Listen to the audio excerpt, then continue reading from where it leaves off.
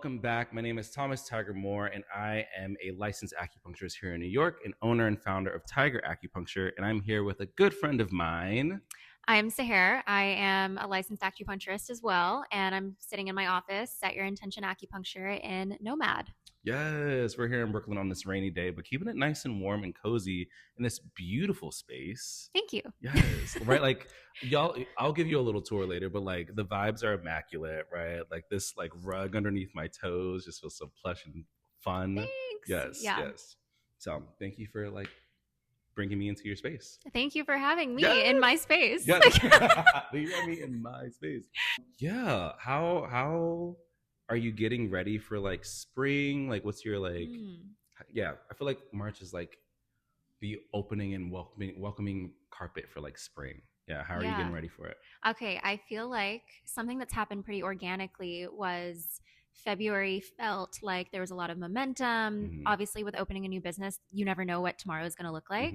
So I had clothes thrown everywhere in the bedroom. Yeah. So I feel like this month, especially this past weekend, I leaned into spring cleaning. Yeah. Yes. And I set aside things that need to get like dry cleaned, put away for the season. I looked at the weather next week. It's supposed to be like 65.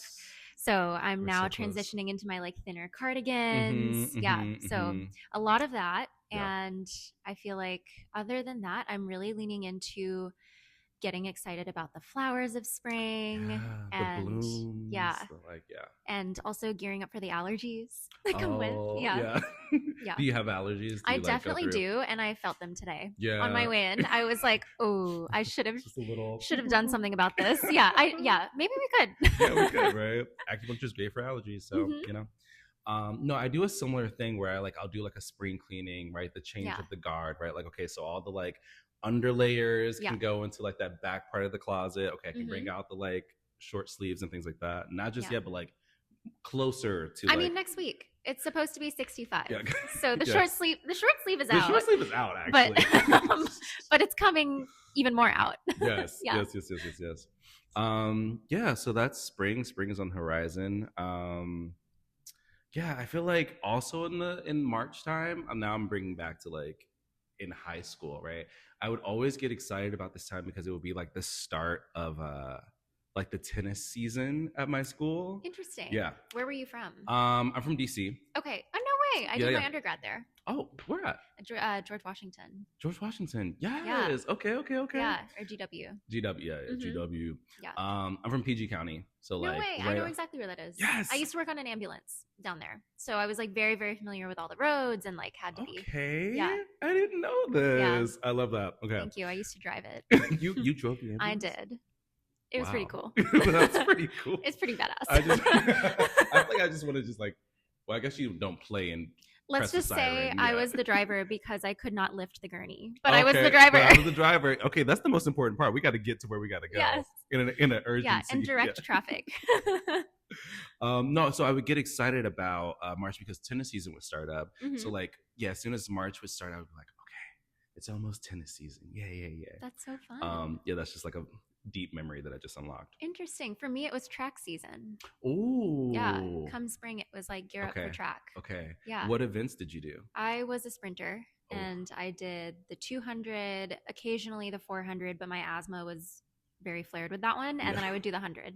Okay. Remind me. So we have the full track is how many? Full is 400. 400. So okay. 200 was half. That was my specialty. In fact, you can Google my name and search Knoxville, Tennessee and still see the records from my track meets of the 200 because I was slay. Let's go. However, now when I look back, there are people that run way faster than I did. And I'm like, okay, fine. Yeah. But it's my little claim to fame. Yes. And then Google me, baby. That's what Tiana Taylor said. Like. Yeah, exactly. You could Google me. And then the 100 is just like 1/4. And that was the hardest sprint for me because that requires a lot of your like fast twitch muscles. And I think I'm the person where I do better gearing up for like that speed. So I have half the track to really like lean into getting quicker. Whereas like short dash was always difficult. Ooh. Yeah. So it sounds like movement has been a part of your life for a minute. Yes. Yeah. And like being an athlete. Whole life. Whole life. When did you start training? Like when did you start like running? Well, I mean, before track, something that I grew up with my entire life was dance. So as a kid, my mom enrolled me in a bunch of like Indian dance classes with like friends and family members of ours. And then that's something that I carried with me pretty much all the way through college. Actually, I was on a collegiate dance team. Yes. Yeah. What was the name of the dance team? Oh God, it was called GW Ross, and it was this Ras Garba. So it's basically a traditional Gujarati dance style, where I don't know if you've ever seen like the wooden or metal sticks that sometimes you might see that are decorative, that are used in like traditional dances. You like tap them, you hit them. I was on a dance team that specialized in dancing with those. Okay. It was a lot of fun. It was cardio's 8-minute routines. Wow. Yeah, that's stamina. And we would practice 16 hours a week freshman year of college. Yes, and that was not good for the grades, but great for the soul. Great for the soul. Great for my like stamina. Like I feel like I remember at the time, I'm no longer much of a runner. But I remember at the time I was able to go on like 10-mile runs, no problem, because my cardio was just so good. Yeah. Wow. I love that you said that like dance was like really just like good for the soul. Yes. And it's so important. We need it. We need movement in our bodies, right? We need like to express ourselves. Absolutely. And I think it becomes more of a choice like the older you get, you know, like I feel like, or I guess what I want to say is like when you're younger, there are so many things that like encourage you to move. So like when you're in school, you are typically required to participate in like one sport or another in order to graduate, especially high school. Yeah. Like you have to take that PE, phys ed credit. Yeah. And then I think when you go to college, like movement becomes a little bit more involuntary. It's like up to you if you choose to. But then by the time you're like in your 30s and kind of like fully fledged into adulthood, I feel like it's an active choice to choose to move every day or to not. Which is interesting. Wow. Yeah, you really like are able to make that choice. Yeah, like it's not mandated that you have to like move your body, but like how are you making that choice to like be with your physical experience. Yeah, and I think it also lets us like tap into like playfulness, which we don't really get a lot of in adulthood all the time. So yeah, absolutely. What does dance mean to you? Ooh, I don't know. That's a good question. I feel like, I mean, it's definitely cathartic.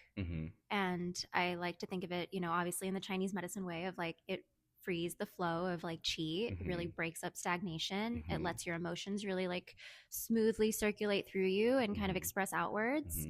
But it also is honestly just something that I feel like lets you take a break from like whatever's in front of you, you know, whether it's like mental or physical, like you can just step away and like feel yourself, feel the music.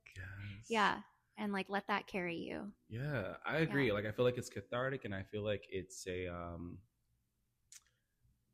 I think of it as an entry point and as an exit point, right? I feel like it's an entry point into like, how am I really feeling? Right? Like, am I feeling excited? Am I feeling sad? Am I feeling contemplative? Am I feeling hungry? Am I feel like I feel like it has an entry point into feelings. And I feel like it has an exit point of like expressing, right? Like kind of like the lid on a pot, like, right? You're letting off some steam, right? You're like letting it go. Speaking of steam, we have this yummy tea. We have tea. I was literally thinking that as you were speaking. I was like, oh, I'll let you finish. But like, I feel like this is oversteeped at this point. No, we're ready. Okay, so we have a really fun floral black tea, and I like to serve people tea when they come into my space. So I'm going to pour this for you. Yes. I love tea. Oh, wait, I have to show the napkin, right? The napkin is like so cute. Thank you. Okay, set your intention, okay? You know what? I'm going to put in a little subtle plug because my cousin designed the logo for me. Yes. Yeah. You know, lean on family and lean on creative. So, yes, like, exactly. She's an artist. My niece's mom did my logo. Yeah. And I absolutely love it. Me too. Yeah, right? Like, and it feels like personal. It's like you didn't AI generate. Yeah. I love it. Okay. Oh. Shall we cheers? Yes. Yay. Cheers. To dancing. It's nice, right? Even oversteeped, it's lovely. That's yummy. That's yummy, y'all. I think this connects to what you were saying about like how the older we get, sometimes we get more removed from movement, or even this idea of like, I'm not a dancer. I'm not this, I'm not that. And I think about like, we're dancing through life every day, right? Yes, from the moment you wake up. From the moment you wake up. And it's funny you say that too, because something super side note, we could make many side notes. I love side notes, side adventures. Yeah, but every time I wish someone a happy birthday message, and then I'm outing myself. So if you've received a happy birthday message from me, like, you're welcome. You're welcome. But I always tell them, cheers to another year of twirling around the sun. Ooh, yeah. And yes. I just felt like that connected to what you just said. Absolutely. Yeah. Absolutely. Yeah. Like, if you think about, like, what is dance? Dance is movement for the reasons that we said. Like, the dance is movement to be able to connect to your feelings, to be able to connect to your soul, to be able to get something out. That doesn't mean that you have to do ballet. That doesn't mean that you have to be the best tap dancer, right? It's just like, how are you connecting to your body to express? And I feel like we're dancing when I'm fixing my pants. Yes, we can stand up for a moment. A little shifty. But I'm thinking of, like, the dance of brushing my teeth this morning, or the dance that I did when I was folding my laundry, right? Or the dance that I did in putting on my shoes, right? Right? Like, these are all movements that are expressing something, but also allow us to connect to our body. So I like the way that you're phrasing this too, because obviously all the actions that you just listed are typically seen as, like, mundane, day to day, like this is what you just have to do to adult. And I like that you're phrasing it in the way of, like, dancing and, like, this ritual, because it kind of reminds you to connect to your body when you go through these motions that are typically sort of just done passively. And I feel like you're romanticizing it in a way, in, like, a good way, not in, like, the, like, bad way. No, but I mean, both ways are really great. However, I feel like you're reminding people that, like, this is also emotion that deserves as much attention as anything. Beautiful. And I think connecting it to that, like, yes, it might be mundane, but, like, how do you still be present in the mundanity of, like, the thing, right? What's a motion that you did today? Ooh, I mean, I woke up. Okay, how'd you wake up this morning? Oh, like a zombie. Yeah. It's raining outside. And we have, like, blackout curtains. So if it's raining, it's extra dark. So then, like a zombie. But after that, I did a little bit of, like, morning stretching. That's what'd you do? Like to do. Show me your body. Like, honestly, I, like, sit up in my bed, crisscross applesauce, and I like to just do some, like, side bends, like reach my hand up, over side. I would lift this one, but it has the microphone. And then sometimes, like, some little twists. Nice. And then I like to just go down into like a child's pose, to be honest. And typically my dog sleeps in the bed with me. Cute. And when I child's pose, I also envelope him in my child's pose. So he is, like, underneath me. Nice. And it's a good back stretch, like hip stretch as well, especially, like, when you elongate your spine. Yeah. And you do this before you even have I do this before I touch the ground. Nice. And I feel like it helps me kind of come out of my, like, fogginess. You know, it breaks up that phlegm, essentially. Breaks up that phlegm. Yeah. Beautiful. And I think it's also beautiful to have, like, a little ritual for yourself before you even engage with, like, social media, the phone. Like, you know, like, it's really, like, a moment to self and kind of this self-assessment. And self-check-in, and then it's like, okay, let me, like, go out into the world, like, it's inner world, outer world, which is really nice. I mean, and I think that, like, brings up a good point too, because this is a world of social media, and obviously what we're doing right now is going to end up on social media. And I think something that I always find myself reminding not only myself but also my patients to do is to have that moment before phone time in the morning. So it's cool that you pointed out to me that, like, I'm actively doing what I preach. Yeah.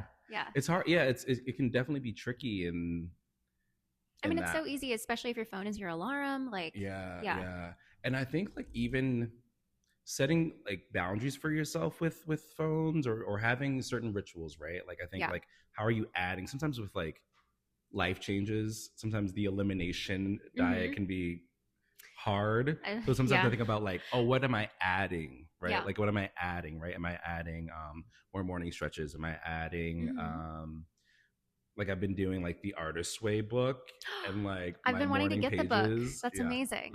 Okay. Get it, do it. I want to. Try it on. I just haven't yet. There's no excuse. It's been on my list. Try it on. Try it on. But I think about, like, what are the morning rituals and even nightly rituals, right? Like, what are you doing to prepare yourself for slumber, for rest? Right? And what are you doing to prepare yourself for the day? So some things to think about there. I love that.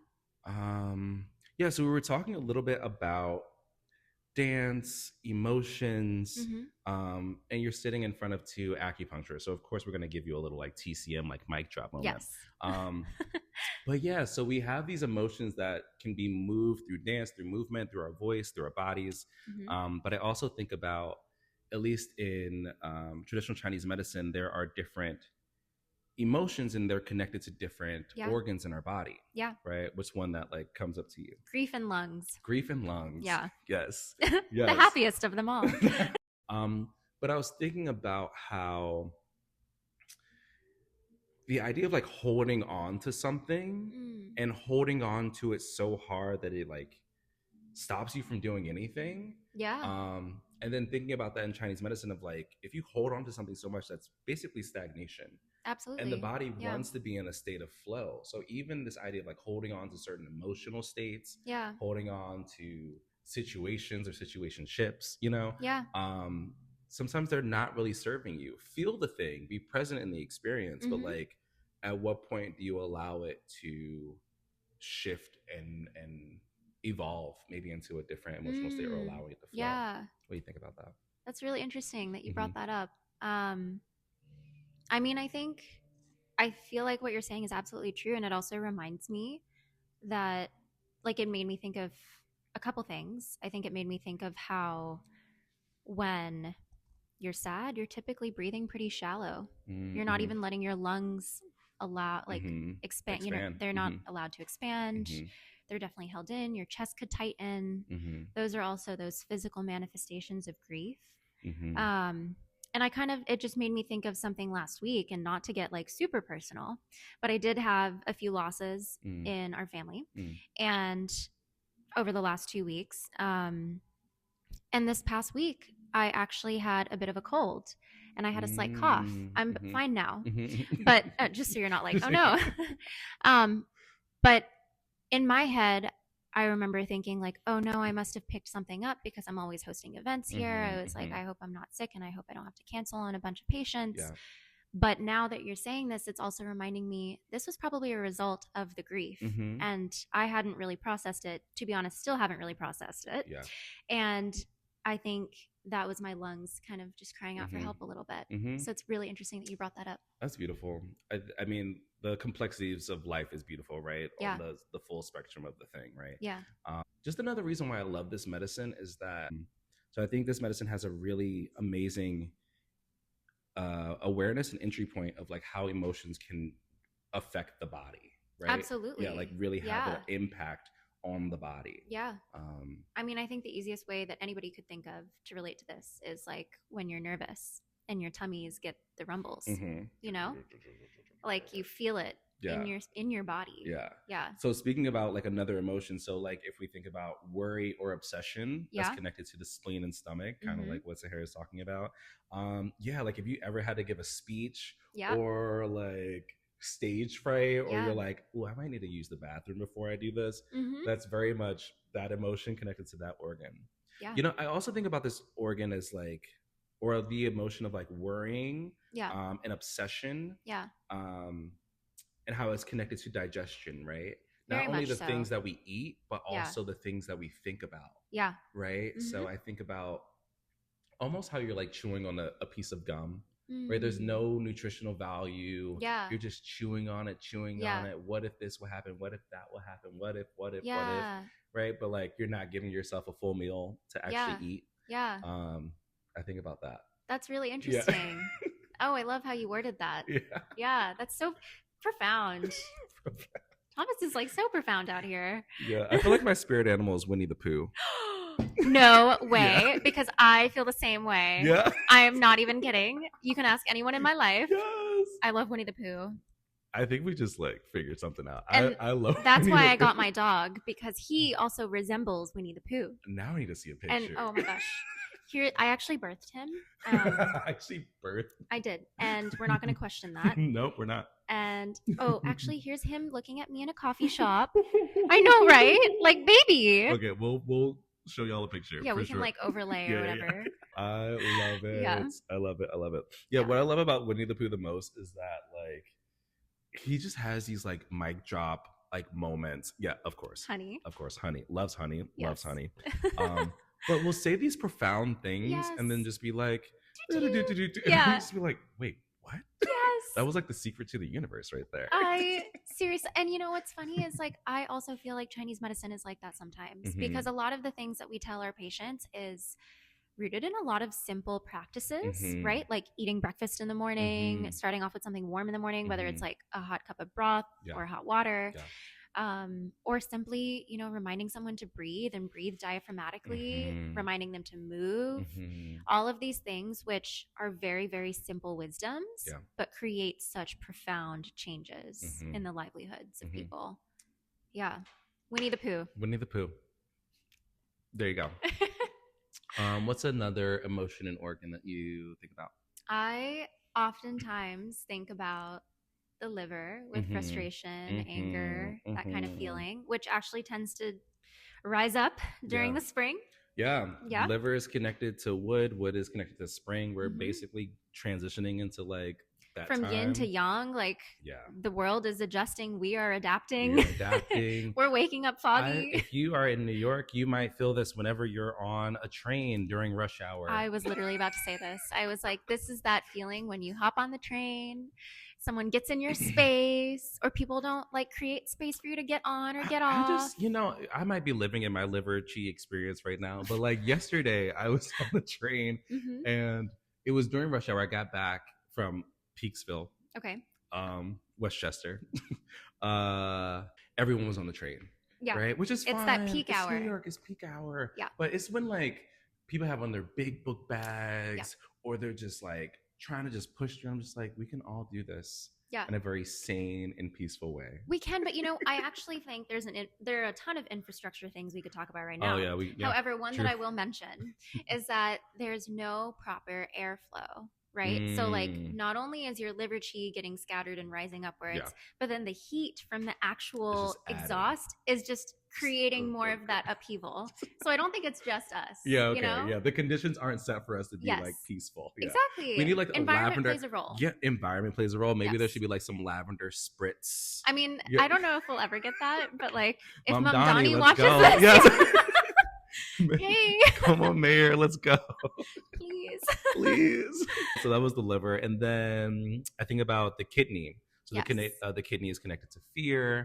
And what I think about is that like your kidneys are in your back, right? And I think about like, what do I think about with like fear? Like sometimes the fear is like behind us, like you hear something scary behind you, or we try to tuck it away. We try to like push. We don't really like to face our fears. Yeah. Whoa. Literally. Whoa. Look at that. I know. Winnie the Pooh. Yes. Right. It's behind us. Fear. Yeah, tell me more about what you think about that. Fear is like an interesting one, right? Because who wants to face their fears? I don't know anybody that's actively actively like, yay, let me do it. Let's do it. Today's the day. Yeah. And you're not going to feel good, like by any means. And that's okay, right? Like it's okay to not feel good.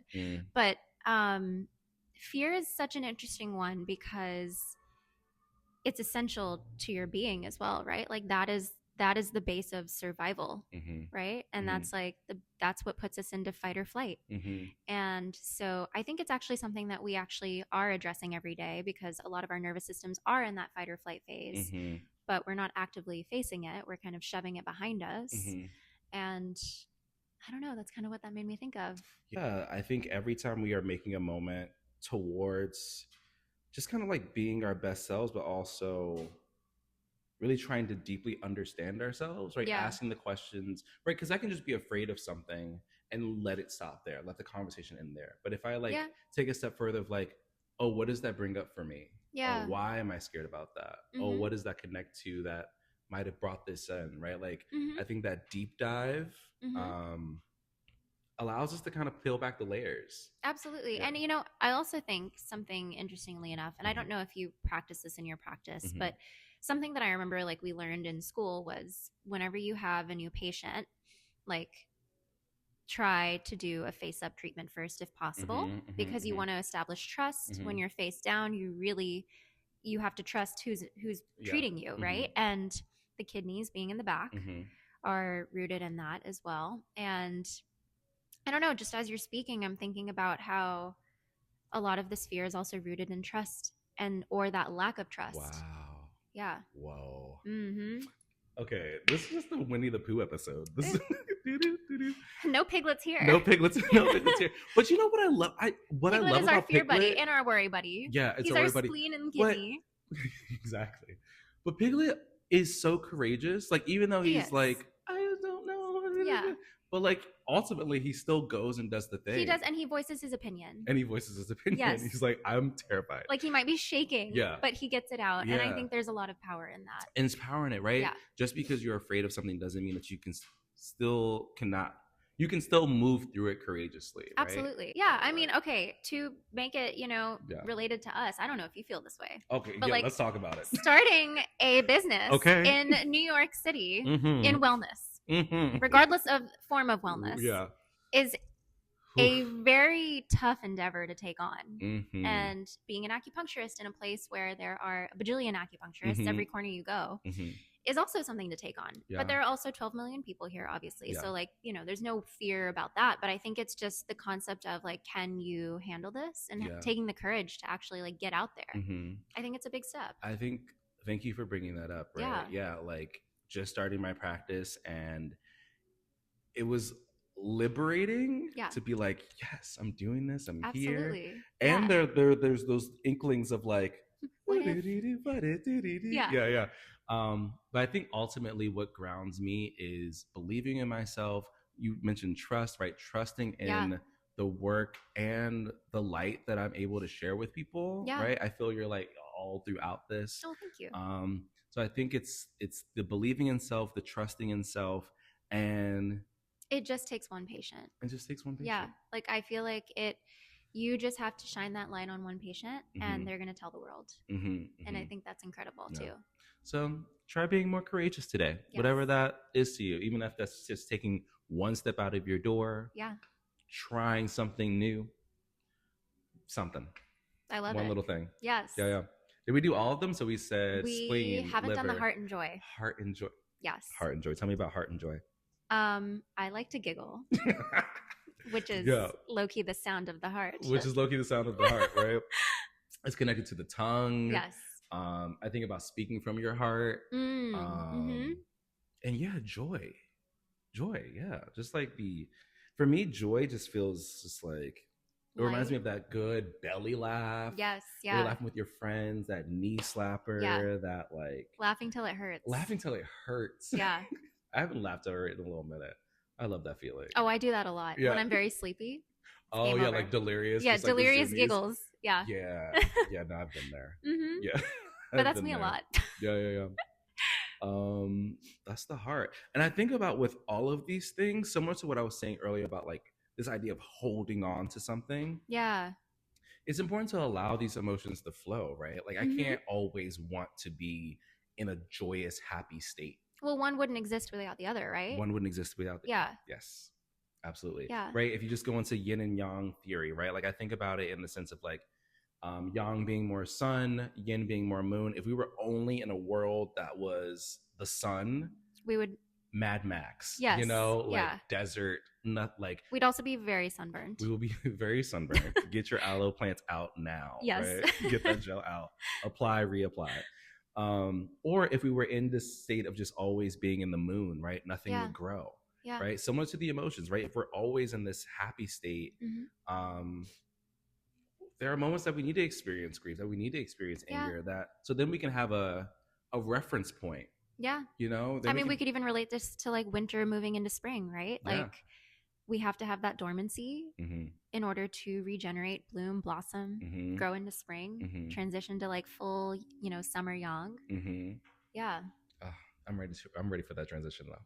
I am so ready for spring. I think spring is my favorite season. I love the in-betweens. I love a spring and a fall. Yes, same. Because in the middle of it, you're like, what is this? What is this? And then you question why you live in New York. And you're waiting for the train, sweating. And everybody has the same thought. Collectively, you can feel the energy of the city change, which I think is hilarious. Yeah, we're connected for better or for worse. Yes, yeah. And so if one person's grumpy, everyone's grumpy. That's all it takes. Yes. It's contagious.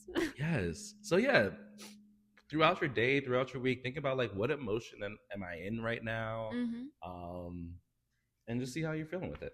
Rock with it. Well, you mentioned having a dance party, and I feel like we're definitely about to have a dance party. Oh, we must. But before we do, how do people get in contact with you, stay in touch with you? How do people connect with you? I have my Instagram handle, which is at syi.acu, so the acronym for Set Your Intention. I have my website, syiacupuncture.com. It's pronounced Psy, by the way, which I'd love to point out for a second, because it's not only an acronym for Set Your Intention Acupuncture, which fun, love that. But then also it's a reminder to sigh, to like let go, to create space for that intention to exist. Oh, make space. Yes. Make space for your intention. Yes. That's beautiful. Isn't that like incredible? I love it. It's very in theme with Winnie the Pooh. It is. You know? It is in theme. And you know what? The color is red here, and Winnie the Pooh wore red. Yeah. So, you know, I'm not going to. Oh, can we just do like a collective, like. So nice. Making some space. Yes. But yes. And now we can dance party. Amazing. We need, you know, the people in the office. Yeah.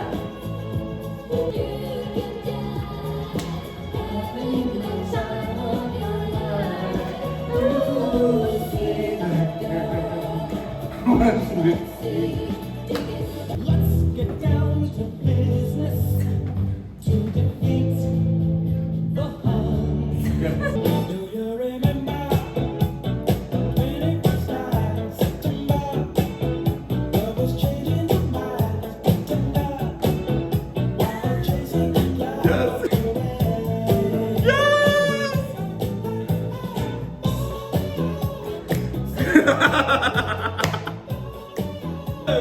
Oh, yeah, this one. Yes. High five.